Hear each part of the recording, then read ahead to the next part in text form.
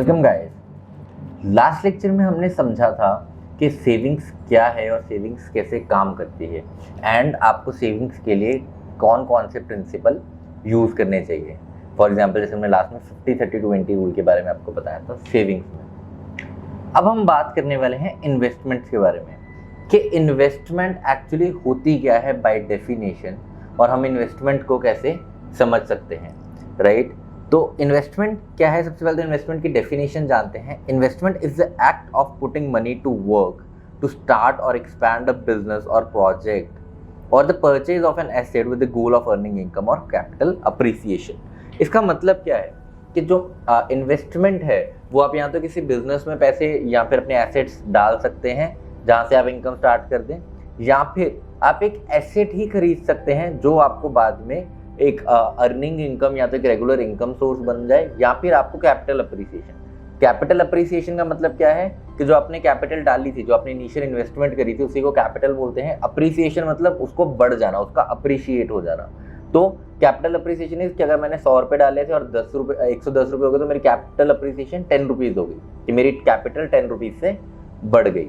तो आपको इन्वेस्टमेंट का मतलब क्या हुआ इस डेफिनेशन से कि मेरे को पैसे कहीं डालने हैं, I have to put money somewhere, right, जो मेरे को या तो मेरा बिजनेस एक्सपैंड करे या बिजनेस स्टार्ट करे, या फिर एक ऐसा एसेट जो मुझे किसी तरह से एक रेगुलर सोर्स ऑफ इनकम दे, या फिर जो मेरे को कहीं ना कहीं वो जा करके कैपिटल अप्रिसिएशन दे, यानी कि जो मेरी कैपिटल इन्वेस्टेड है वो बढ़े, राइट।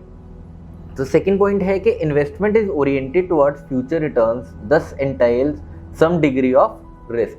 अब सिंस इन्वेस्टमेंट क्या है कि इन्वेस्टमेंट आपको फ्यूचर की रिटर्न्स देता है और आप फ्यूचर में कुछ इन्वेस्टमेंट के लिए ऑप्शन देते हैं, तो उसमें कुछ ना कुछ रिस्क होता है। इसे समझते हैं कि अगर आप एफडी करवा रहे हैं, है ना, उसमें अब रिस्क बहुत ज़्यादा कम है, बट इन्वेस्टमेंट जो के पॉइंट ऑफ व्यू से जो रिटर्न है वो भी कांस्टेंट है। यू नो कि उसमें कितने पैसे आने वाले हैं, कि उसमें अगर मैं सपोजिटली अगर 1000 रुपये डाल रहा हूँ तो 1060 रुपये आ जाएंगे, 60 रुपीज़ आएंगे सिर्फ, है ना। बट उसमें रिस्क भी नहीं है। रिस्क क्या होगा, अगर बैंक ही डूब जाए तब आपके जो पैसे हैं वो खराब हो रहे हैं, बट अदरवाइज जो आपकी रिटर्न है मोर और लेस यू नो कि आपकी रिटर्न कितनी है और रिस्क कम है। ऑन द कॉन्ट्ररी अगर आप स्टॉक्स या क्रिप्टो करेंसीज में पैसा लगाते हैं तो उसमें आपको नहीं पता कि वो 1000 रुपये शायद 500 ही रह जाए ईयर एंड तक, चाहे शायद वो 1000 के 2000 हो जाए।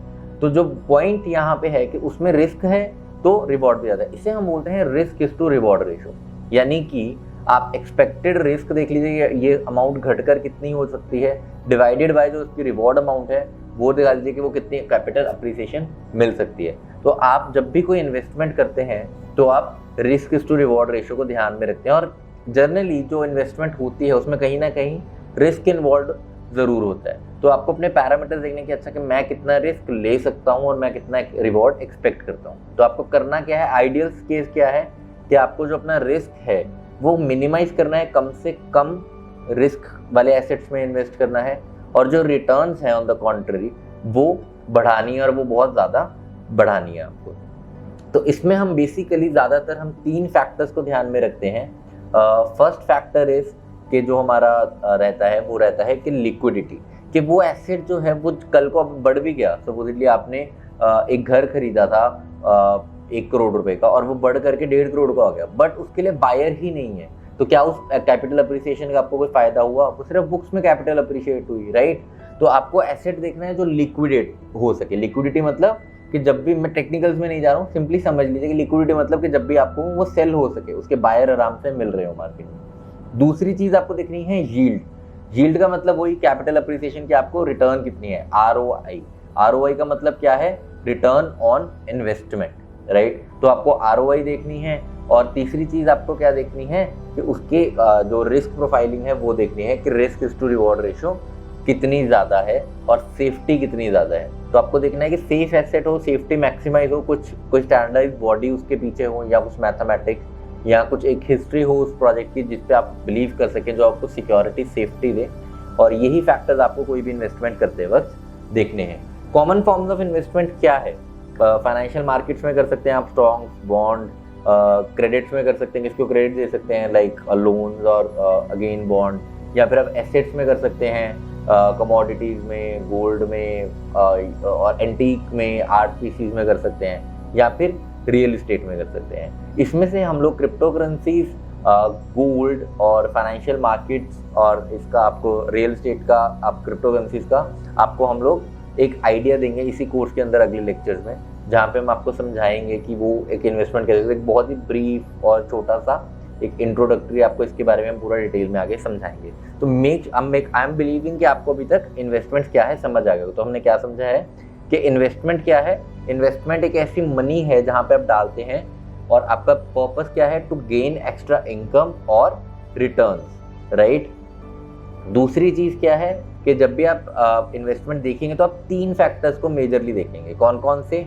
लिक्विडिटी, यील्ड और सेफ्टी, है ना। इसमें इंपॉर्टेंट फैक्टर क्या रहने वाला है आपका? रिस्क रिवॉर्ड रेशियो और आरओआई। आरओआई क्या था? Return on investment.